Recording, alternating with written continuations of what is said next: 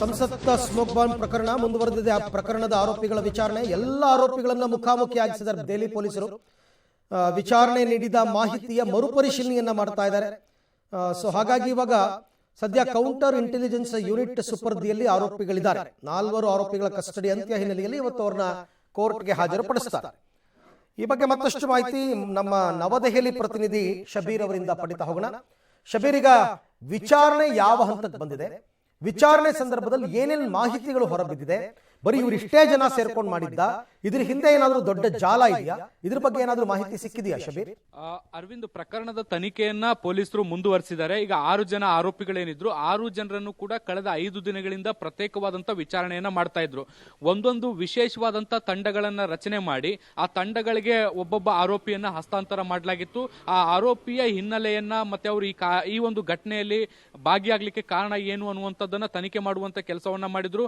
ಮತ್ತೆ ಆರೋಪಿಗಳ ರಾಜ್ಯಗಳಿಗೆ ಅಥವಾ ಅವರ ಮನೆಗಳಿಗೆ ಹೋಗಿ ಅವರ ಬ್ಯಾಕ್ ಗ್ರೌಂಡ್ ಅನ್ನ ಚೆಕ್ ಮಾಡುವಂತ ಕೆಲಸವನ್ನ, ಅವರ ಪೇರೆಂಟ್ಸ್ ಅನ್ನ, ಪೋಷಕರನ್ನ, ಸ್ನೇಹಿತರನ್ನ ಎಲ್ಲರನ್ನ ಕೂಡ ಇಂಟ್ರಾಗೇಟ್ ಮಾಡುವಂತ ಕೆಲಸವನ್ನ ಪೊಲೀಸರು ಮಾಡಿದ್ರು. ಈ ತನಿಖೆಯ ಹಂತದಲ್ಲಿ ಕೆಲವೊಂದಿಷ್ಟು ಮಹತ್ವದ ಮಾಹಿತಿಗಳನ್ನ ಆರೋಪಿಗಳು ಬಿಚ್ಚಿಟ್ಟಿರುವಂತದ್ದು. ಬಹಳ ಪ್ರಮುಖವಾಗಿ ಏನು, ಈ ಒಂದು ದಾಳಿಯನ್ನ ಯೋಜಿಸಿದ್ದು ಹೇಗೆ, ಮತ್ತೆ ಇವರು ಒಬ್ಬರಿಗೊಬ್ರು ಪರಸ್ಪರ ಕನೆಕ್ಟ್ ಆಗಿರುವಂತದ್ದು ಹೇಗೆ ಅನ್ನುವಂಥದ್ದನ್ನ ತನಿಖೆ ಮಾಡಿದ್ದಾರೆ.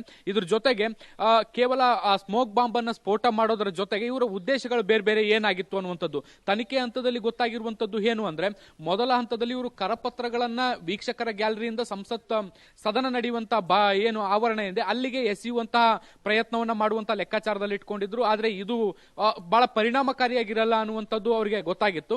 ಇದ್ರ ಜೊತೆಗೆ ಎರಡನೇದಾಗಿ ಆತ್ಮಾಹುತಿ ದಾಳಿಯನ್ನ ಮಾಡ್ಕೊಳ್ಬೇಕು ಅನ್ನುವಂತ ನಿಟ್ಟಿನಲ್ಲಿ ಕೂಡ ಅವರು ನಿರ್ಧಾರ ಮಾಡಿದ್ರು ಅನ್ನುವಂತ ಮಾಹಿತಿಗಳು ಬರ್ತಾ ಇದಾವೆ. ಆತ್ಮಾಹುತಿ ದಾಳಿ ಅಂದ್ರೆ ಏನು, ತಮ್ಮನ್ನ ತಾವು ಸಾಯಿಸ್ಕೊಳ್ಳುವಂತದ್ದಲ್ಲ. ಇವರು ಒಂದು ವಿಶೇಷವಾದಂತ ಬೇರೆ ಪ್ರಯತ್ನವನ್ನ ಮಾಡಿದ್ರು. ಅದೇನು ಅಂದ್ರೆ, ಈ ಬೆಂಕಿ ನಿರೋಧಕ ಜೆಲ್ಲನ್ನ ಮೈಗೆ ಹಚ್ಕೊಂಡು ಅದಕ್ಕೆ ಬೆಂಕಿಯನ್ನ ಹಚ್ಕೊಳ್ಳುವಂಥದ್ದು, ಆ ಮೂಲಕ ಒಂದು ಗಮನ ಸೆಳೆಯುವಂತ ಕೆಲಸವನ್ನ ಮಾಡಬೇಕು ಅನ್ನುವಂತ ಲೆಕ್ಕಾಚಾರವನ್ನ ಹಾಕೊಂಡಿದ್ರು. ಆದ್ರೆ ಇದು ಬಹಳಷ್ಟು ರಿಸ್ಕಿ ಟಾಸ್ಕ್ ಅನ್ನುವಂತ ಹಿನ್ನೆಲೆಯಲ್ಲಿ ಅದನ್ನು ಕೂಡ ಕೈಬಿಟ್ಟು ಕೇವಲ ಸ್ಮೋಕ್ ಬಾಂಬ್ ಅನ್ನ ಸ್ಫೋಟಿಸುವ ಮೂಲಕ ಗಮನ ಸೆಳಿಬೇಕು ಅನ್ನುವಂತ ಅಂತಿಮ ನಿರ್ಧಾರವನ್ನ ಆರೋಪಿಗಳು ಮಾಡಿದ್ರು. ಇದೇ ರೀತಿ ಸಾಕಷ್ಟು ವಿಚಾರಗಳನ್ನ ತನಿಖೆಯ ಹಂತದಲ್ಲಿ ಆರೋಪಿಗಳು ಬಿಚ್ಚಿಟ್ಟಿದ್ದಾರೆ. ಆದ್ರೆ ಎಲ್ಲಾ ಆರೋಪಿಗಳು ಕೊಟ್ಟಿರುವಂತ ಮಾಹಿತಿ ಸರಿ ಇದೆಯಾ ಇಲ್ವಾ ಅನ್ನುವಂಥದ್ದನ್ನ ಪತ್ತೆ ಹಚ್ಚಲಿಕ್ಕೆ ಅಥವಾ ಅದನ್ನ ಓರೆ ಹಚ್ಚಿ ನೋಡ್ಲಿಕ್ಕೆ ನಿನ್ನೆ ಎಲ್ಲಾ ಆರೋಪಿಗಳನ್ನು ಕೂಡ ಮುಖಾಮುಖಿಯಾಗಿಸಿ ವಿಚಾರಣೆ ಮಾಡುವಂತ ಕೆಲಸವನ್ನ ಕೂಡ ಮಾಡಿದ್ದಾರೆ.